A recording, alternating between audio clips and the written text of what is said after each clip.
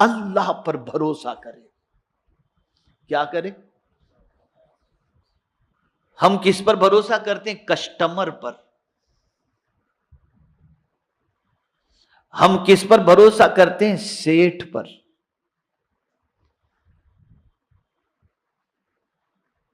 اور قرآن کہتا ہے اللہ پر بھروسہ کرو. بہت اہم بات عرض کر رہا ہوں. اگر اس نقطے کو آپ نے ذہن میں محفوظ کر لیا نا تو میں یقین کے ساتھ کہتا ہوں آپ کے دل سے پوری زندگی جو ہے نا اس کو یاد رکھیں گے تو پوری زندگی انشاءاللہ العظیم آپ ٹینشن فری ہو جائیں گے. ابھی کنونشن کے اندر مغرب کے بعد میرا بیان تھا مہاپولی میں. میں نے وہاں ایک جملہ کہا تھا, وہی یہاں پر کہہ دیتا ہوں, اس کے بعد آیت کی طرف آتا ہوں. میں نے کنونشن میں ایک قول پیش کیا, راستہ ایک ہی تھا. راستہ بولیے بولیے, راستہ ایک ہی تھا. فرعون ڈوب گیا, موسیٰ علیہ السلام نکل گئے. راستہ ایک ہی تھا, فرعون ڈوب گیا, موسیٰ علیہ السلام نکل گئے. وجہ یہ ہے کہ فرعون کو راستے پر بھروسہ تھا, موسیٰ کو خدا پر بھروسہ تھا.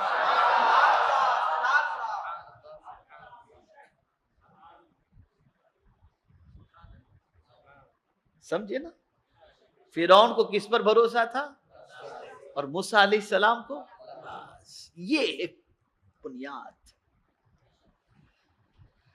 اب ہم کسٹمر پر بھروسہ کرتے ہیں, یہ میرا کسٹمر چھوٹ گیا تو کیا ہوگا, ارے آہو بھگت میں لگ گئے اس کے پیچھے, چائے منگاؤ, سینڈوچ منگاؤ, کھانا منگاؤ, پانی منگاؤ, دانا منگاؤ, سب چل جاتا تھا. اس نے فون کیا, میں نکلا ہوں, بس پہنچ رہا ہوں, راستے میں ایکسیڈنٹ ہوا, ختم معاملہ, فنش. آپ نے اس کے بھروسے پر کروڑوں کا لاکھوں کا مال بنا کر کے رکھا, اب کیا کریں؟ تو آپ کا بھروسہ کسٹمر پر تھا. تو قرآن نے کتنی عظیم بات کہی ہے, اے بندے تو صبح جب نکل یا صبح کوئی کام کا ارادہ کر, کسی پر بھروسہ مت کر. بھروسہ کرنا ہے تو کس پر کر؟ وَتَوَكَّلَ عَلَى الْحَيِّ الَّذِي لَا يَمُوتُ. اس رب پر بھروسہ کر جو زندہ رہنے والا ہے, کبھی مرنے والا ہے ہی نہیں. انسان مر جائے گا, کسٹمر مر جائے گا, دنیا ختم ہو جائے گی, لیکن مولا کی ذات باقی رہنے والی ذات ہے. اس لیے بندے تو اس پر بھروسہ کر.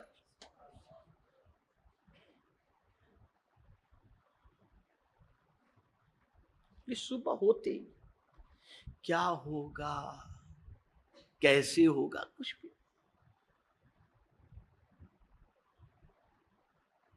یہ صبح ہوتے ہی ہمارے اوپر اللہ عز و جل لازم کر رہا ہے کہ ہم اس پر بھروسہ کریں. وَتَوَكَّلَ عَلَى الْحَيِّ الَّذِي لَا يَمُوتُ. بندہ اللہ کے احکام پر عمل کرنے کے سلسلے میں صبر کرے. صبر کے معنی کیا ہوتا ہے؟ جماؤ, جم جائے کہ مجھے اللہ کے اس حکم پر عمل کرنا ہی کرنا ہے.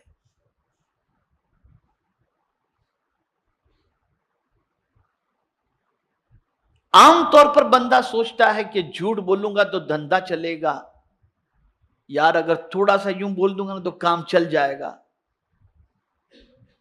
اور وہیں اللہ کے حکم سے بندہ پھسل جاتا ہے, بجاوری نہیں کر پاتا. لیکن قرآن کہتا ہے فاصبر لحکم ربک, یعنی اے بندے اپنے رب کے حکم کی تعمیل کے لیے برداشت کر. یعنی بندے تو برداشت کر لے, نہیں مجھے تو میرے رب کے حکم پر ہی عمل کرنا ہے, ختم ہو گئی بات. ملنا ہوگا اتنا ملے گا, دینے والی ذات اللہ کی ہے, میں کیوں جھوٹ بول کر کے اپنی آخرت کو برباد کروں. جم جاؤ اس کے اوپر, یہ تمہارے اوپر فرض ہے, اٹھتے ہی فرض بن جاتا ہے. اس لیے کہ اللہ کے حکم پر عمل کرنے سے اگر کوئی روکتا ہے تو وہ شیطان روکتا ہے اور وہ نفس روکتا ہے.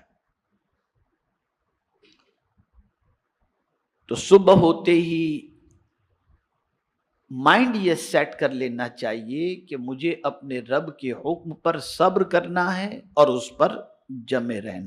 کیا ترتیب فقیہ ابو اللیث سمرقندی رحمت اللہ تعالی علیہ نے دی ہے. واللہ میں کہتا ہوں کہ ان کی عظمتوں پر قربان کہ اتنا اسٹیپ بائی اسٹیپ انہوں نے قرآن کی آیت کی روشنی سے سمجھایا ہے کہ بندہ اگر صبح اس حال میں کر لے تو اس کی صبح بھی اچھی، اس کی شام بھی اچھی، اس کی زندگی بھی اچھی، اس کی موت بھی اچھی بن جائے. اللہ تعالیٰ کی دی ہوئی نعمتوں پر اس کا شکر ادا کرے، یعنی نعمت کی قدر کرے، ناقدری نہ کرے. دلیل اس کی یہ آیت کریمہ ہے، فرماتا ہے وَاشْكُرُوا نِعْمَةَ اللَّهِ ان کنتم ایاہ تعبدون، یعنی اے بندو اللہ کی سب نعمتوں کو یاد کرو، دھیان میں لاؤ اگر تم تنہا اس کی عبادت کرتے ہو، اگر تم تنہا اسی کی عبادت کرتے ہو. اور سب سے پہلی نعمت بعد وجود و حیات تندرستی ہے، اور سب سے عظیم ترین نعمت دین اسلام ہے. یعنی اللہ نے تمہیں صبح اس حال میں عطا فرمائی کہ تم تندرست ہو، تو اللہ کا شکر ادا کرو. اے کریم تیرا کروڑ احسان کہ تو نے ہمیں تندرست رکھا، اور پھر اسی کے ساتھ تمہیں اللہ نے روزی عطا فرمائی. تو اس نعمت کی ناقدری مت کرنا کہ پیسہ آیا تو عیاشی میں اڑا کے آ جاؤ، ناقدری مت کرنا، اس کا شکر ادا کرو. شکر کرنے کا مطلب یہ نہیں کہ صرف الحمدللہ کہہ دو یا سد شکر بجا لاؤ، یہ تو ہے ہی شکر کا ایک طریقہ. اور شکر کا ایک طریقہ یہ ہے کہ اللہ نے جو نعمت عطا فرمائی ہے اس نعمت کو اس کے ارشاد کے خلاف عمل نہ کرنا اور اس کا استعمال نہ کرنا، یہ بھی اللہ کی نعمت کی قدر ہے اور اللہ کی نعمت کی شکر ہے، اللہ کی نعمت کا شکر ہے. اور پھر آپ نے کما لیا، اب پیسہ کریں کیا؟ اللہ نے آپ کو روزی بھی عطا فرمائی، صحت بھی عطا فرمائی، اللہ کے حکم پر آپ جمے بھی رہے، آپ نے تسبیح بھی کی، آپ نے تحمید بھی کی. اب کیا کریں؟ تو آپ نے یہ روحانی غذاؤں کا تو اہتمام کر لیا، اب بھوک بھی تو لگی ہوگی نا. کلوا من طیبات ما رزقناکم، پاکیزہ چیزوں میں سے کھاؤ جو ہم نے تم کو روزی عطا فرمائی ہے. یعنی اب تم کو مال ملا تو جو آیا وہ مت کھا لینا، پاکیزہ چیزیں کھانا. اس لیے کہ روزی ہم نے دی ہے، زندگی ہم نے دی ہے، تندرستی ہم نے دی ہے، مال ہم نے دیا ہے. جب سب کچھ ہم نے دیا تو ہماری تسبیح بھی کرو، ہماری عبادت بھی کرو، اور ہمارے دیے ہوئے مال میں سے حلال چیز کھایا کرو، ناجائز چیز قطعی طور پر نہ کھایا کرو. یہ 10 فرض تھے قرآن کی روشنی میں جو میں نے آپ کے سامنے پیش کیے، جو صبح اٹھتے ہی ہر مسلمان کو اس کا خاص طور پر خیال کرنا چاہیے.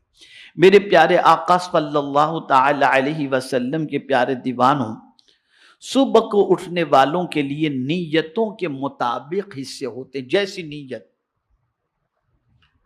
صبح اگر کوئی بندہ اٹھے نا تو اس کو جو ملتا ہے اس کی نیت کے حساب سے ملتا ہے. اللہ اکبر.